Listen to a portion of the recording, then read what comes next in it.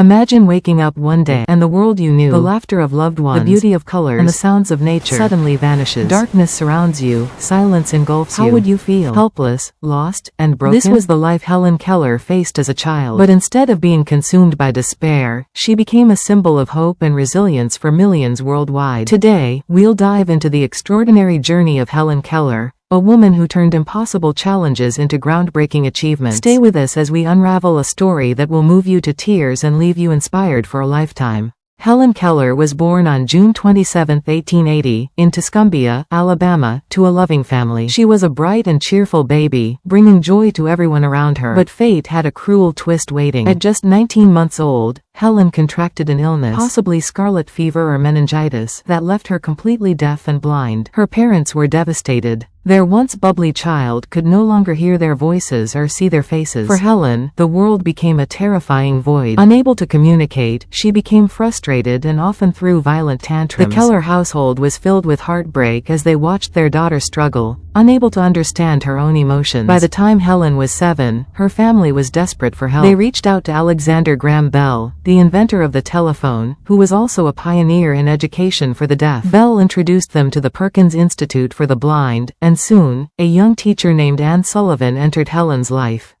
Anne Sullivan, just 20 years old and visually impaired herself, was determined to bring light to Helen's dark world. She faced an almost impossible task: to teach language and communication to a child who had no concept of words, sound, or sight. The first few weeks were a battle of wills. Helen resisted Anne's efforts, throwing tantrums and refusing to cooperate. But Anne didn't give up. She knew that patience and persistence were the keys to unlocking Helen's potential. Then came the day that changed everything. Anne took Helen to a water pump in the garden. She placed Helen's hand under the flowing water and spelled out, "WATER," on her palm repeatedly. At first, Helen was confused, but then, like a light switch flipping on, she understood. Helen realized that the cool liquid flowing over her hand had a name: water. For the first time in her life, she grasped the concept of language. This moment was a breakthrough, igniting a spark of curiosity in Helen that would drive her for the rest of her life. She eagerly learned new words, using her hands to understand the world around her. With Anne's guidance, Helen's progress was astonishing.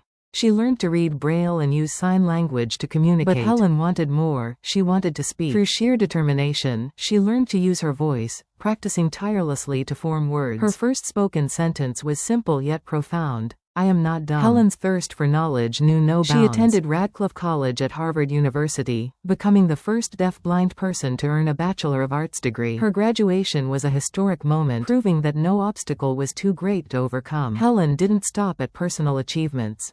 She dedicated her life to advocating for people with disabilities, fighting for their rights and opportunities. She traveled to over 35 countries, giving speeches and inspiring audiences with her story. Helen also became a prolific author, writing 14 books, including her famous autobiography, The Story of My Life. Her words resonated with millions, offering hope and encouragement to those facing their own struggles. During her lifetime, Helen met some of the most influential figures in history, including Mark Twain, Charlie Chaplin, and even U.S. presidents. Yet, she remained humble, always using her platform to uplift others.